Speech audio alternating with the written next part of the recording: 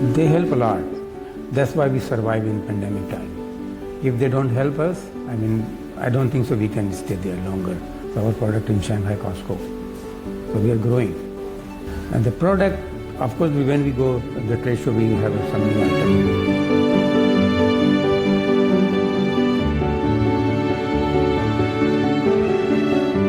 In the world, China is a big market. I always say my team, we are local Canadian team.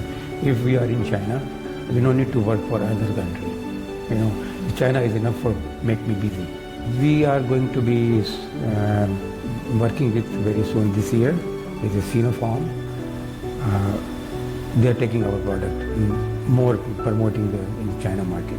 The China market for foreigner brand is of course very open, especially for Canadian company. So that's why we have a lot of opportunity, and we should go. I can encourage our all Canadian company to try. Same like me, I tried last 4 years ago, and then we are working good. It's growing.